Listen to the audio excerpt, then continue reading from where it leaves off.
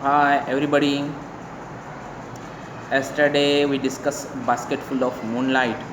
Today we are going to learn some features of this poem. Especially we know the name of this poem basket full of moonlight from first unit. This is third poem written by Sunil Sharma. This poem is taken from a Dogri language. Very simple and easy poem to understand. Moreover,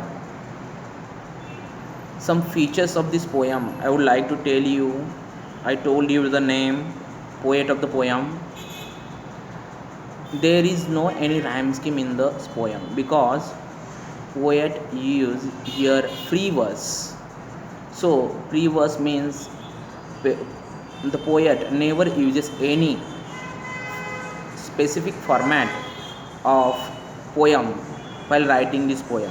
So there is no any rhyme scheme in this poem. That's why there is no any stanza pattern, there is no any limit of line in a stanza.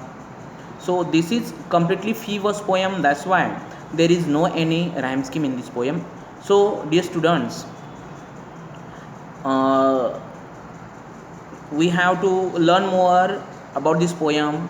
That is what the figure of speech in this poem. The poet used various types of figure of speech in this poem. So we are going to discuss and then we take a turn toward the margin question of this poem. See, a basketful of moonlight या कवितेमध्ये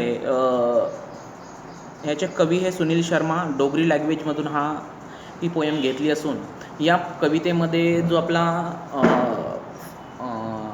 ॲप्रिसिएशनचा घटक असतो त्यामध्ये जे आपल्याला आवश्यक असतं ते म्हणजे rhyme scheme of this poem. ती राईम स्कीम या कवितेमध्ये वापरलेली नाही.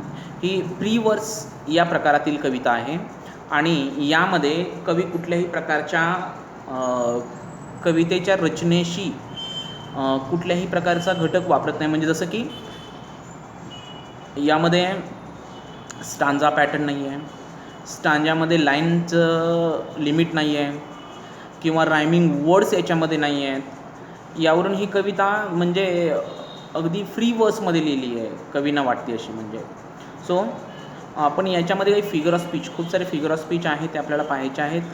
तुम्ही सी इन युअर नोटबुक, तुमच्या टेक्स्टबुकला समोर ठेवा. त्याच्यामध्ये first line of the poem, त्याच्यामध्ये अलिट्रेशन नावाचा फिगर ऑफ स्पीच आहे. काय असतो alliteration? I already told you in when I am teaching you a first poem.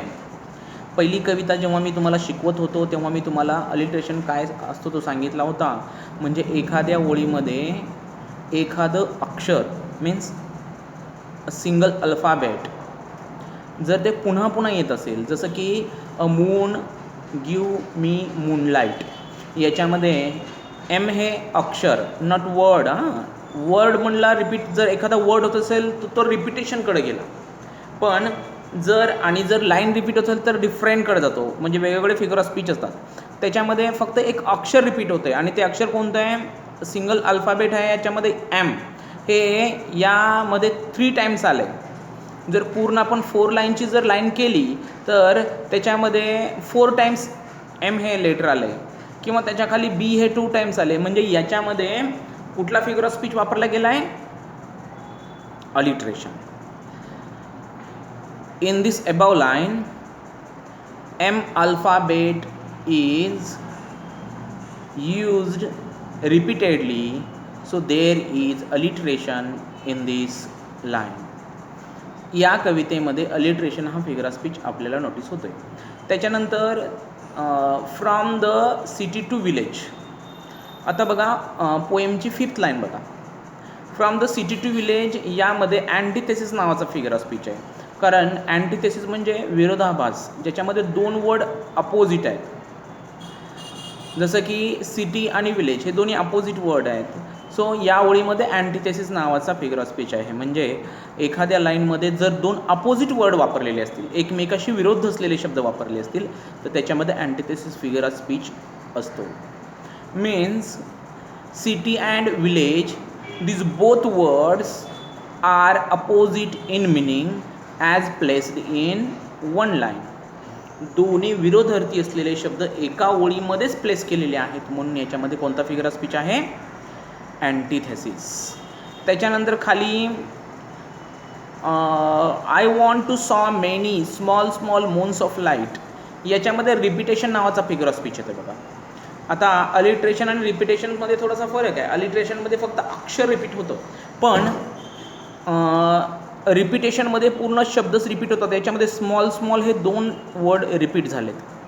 आणि जेव्हा एखाद्या कवितेमध्ये अशा प्रकारचे 2 वर्ड रिपीट होत असतील तेव्हा तिथं त्या ओळीला रिपिटेशन नावाचा फिगर ऑफ स्पीच येतो. मग काय म्हणाल याला? In this above line the word small is repeated for twice for poetic effect. या कवितेमध्ये सुनील शर्मांनी पोएटिक इफेक्ट क्रिएट करण्यासाठी स्मॉल हा वर्ड रिपीट केला आहे. त्यानंतर आपण आता अलिट्रेशन तुम्ही शोधू शकता, जसं की द रूटची लाईन आहे बघा, त्याच्यामध्येही अलिट्रेशन येतो आहे. स्नेक्स अँड स्कॉर्पियन SS आलं आहे, त्यामुळे इथे रिपिटेशन म्युझिकल इफेक्ट क्रिएट करण्यासाठी केला त्यांनी. त्यानंतर आय वॉन्ट टू म्हणजे 3, 6, 7, 8 खालून जी 8वी ओळ आहे कवितेची पेज नंबर 18वरती, I want to light the dark root, याच्यामध्ये अँटिथेसिस येतो पहा. लाईट आणि डार्क हे 2 अपोजिट वर्ड आहेत एकमेकांच्या बाबतीमध्ये, लाईट आणि डार्क, म्हणून इथंही अँटिथेसिस नावाचा फिगर ऑफ स्पीच येतो आहे. मग यासाठी तुम्ही काय म्हणाल? In the above line both word dark and light and dark are opposite in meaning, so there is antithesis in this line. म्हणून या कवितेच्या ओळीमध्ये कुठला फिगर ऑफ स्पीच आपल्याला दिसतोय?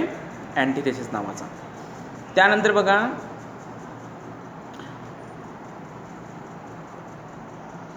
खालून 6वी ओळ,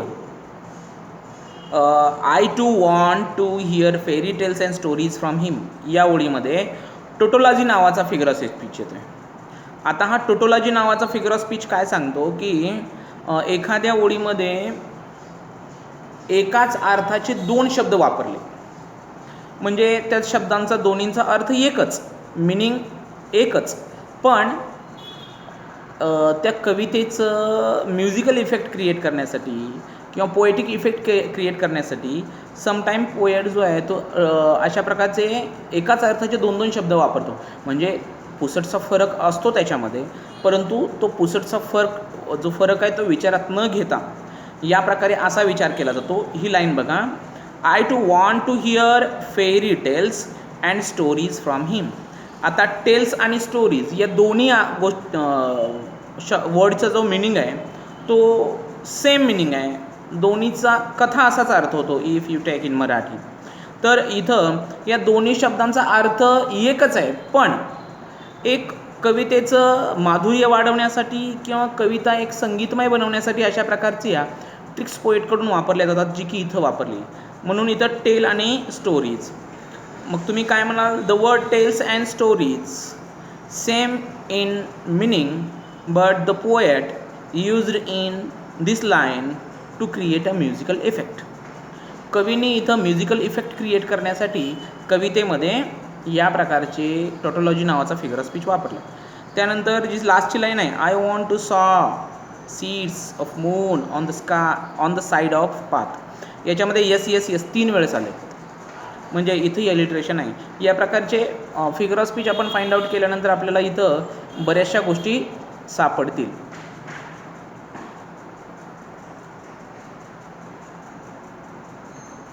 त्यामुळं या प्रकारचे फिगर ऑफ स्पीच याच्यामध्ये सापडू शकतात. आता इथं थोडंसं हायपरबॉलीही होतं आहे की रस्त्याच्या कडेनं दोन्हीकडं तो प्रकाशाचा बी रुजवणं, हे थोडं अतिशयोक्ती होतं आहे. याला हायपरबॉली असं नावाचा फिगर ऑफ स्पीच म्हणतात, कारण मूनलाईट हा काय रुजवण्याचा घटक आहे, म्हणून याला हायपरबॉली नावाचा फिगर ऑफ स्पीच म्हणतात. तोही कदाचित इथे होऊ शकतो. या प्रकारचे फिगर ऑफ स्पीच या पोएममध्ये आपण पाहिले आहेत. आता यानंतर आपल्याला थीम ऑलरेडी तर आपण पाहिलाच आहे, म्हणजे ॲप्रिसिएशन ऑफ द पोएम नावाचा जो क्वेश्चन आहे, याच्यामध्ये आपल्याला जवळजवळ सगळ्या समस्या क्लिअरली सुटलेले आहेत, याच्यामध्ये कुठलीही अडचण नाही. आता आपल्याला या कवितेमधले काही मार्जिन क्वेश्चन्स आहेत ते पाहायचे आहेत. मार्जिन क्वेश्चन इथंच पेज नंबर 18वरच आहेत, ते आपण डिस्कस करणार आहोत. बघा पेज नंबर 18वरती या ठिकाणी त्यांनी 4 मार्जिन क्वेश्चन दिलेत. त्यातला फर्स्ट क्वेश्चन बघा पेज नंबर 18वरती, what does the poet wish to get from the moon and why. या ठिकाणी पोएटला मूनकडून काय हवं आहे आणि का. तर या कवितेचा ॲन्सर या प्रश्नाचा ॲन्सर आपल्याला अगदी पहिल्याच ओळीमध्ये आपण कालही डिस्कस केलं होतं की काय हवं आणि का याचं रिझन. ॲन्सर बघा प्रश्नातून जाईल ते, the poet wishes to get 1 or 2 basketful of moonlight with its seeds. With seeds of moonlight असं सेंटेन्स आहे ते. हे झालं त्याचं काय हवं आहे ते, आणि त्याचं रिझन काय आहे, because he want to enlight the route from city to his village. त्याला त्याच्या गावापासून शहरापर्यंतचा रस्ता हा प्रकाशमान करायचा आहे, यासाठी त्याला काय हवं आहेत, सीड्स ऑफ मूनलाईट. दुसरा क्वेश्चन बघा त्यातला, why is the road from the city to the why is the road from the city to the village dangerous. आता road from the city to village हा डेंजरस काय आहे त्याचं answer आपण काल पाहिलं होतं द रूटच्या ओळीला. बघा ॲन्सर प्रश्नातून जायला लागेल आपल्याला, why the road from the city to village dangerous. The road from the city to village is dangerous because the road is tough, full stop. However, it is full of snakes and scorpions on the way and darkness too. रस्त्यावरती एक तर रस्ता खडबडीत आहे आणि snacks आणि scorpions बरोबर त्या ठिकाणी आपण काय पाहतोय, खूप डार्कनेस आहे आणि त्यामुळं तो रस्ता थोडासा सिटी टू विलेज हा डेंजरस आहे.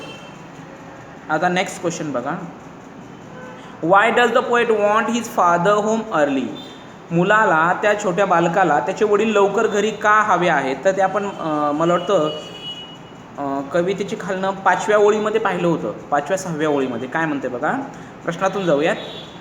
The poet wants his father home early because he wants to hear fairy tales and stories from his father. त्याला त्याच्या वडिलांकडून परीकथा किंवा इतर वेगवेगळ्या कथा ऐकायच्या आहेत, म्हणून त्याला वडील लवकर पाहिजे आहेत ॲट हिज होम.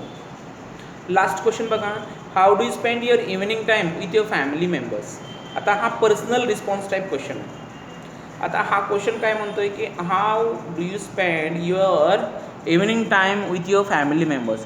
तुम्ही तुमच्या फॅमिली मेंबर्सबरोबर इव्हिनिंग टाईम जो आहे बिफोर स्लीपिंगचा तो कसा घालवता. आता ॲन्सर प्रश्नातून जाऊयात. I spend my evening time with my family members by telling fairy tales, king and queens tales, listening other tales and singing song, playing others game etc. मग वेगवेगळ्या पद्धतीनं आपला इव्हिनिंग टाईम वेगवेगळ्या पद्धतीनं लोक शेअर करतात. कारण तुम्ही सांगू शकाल, I play different game with my brother sister, with my family members, even grandpa and grandma tells me various stories and my brother and or my sister we play some games like chess, Ludo and many others games this type of we play with our family members. So you have to tell this.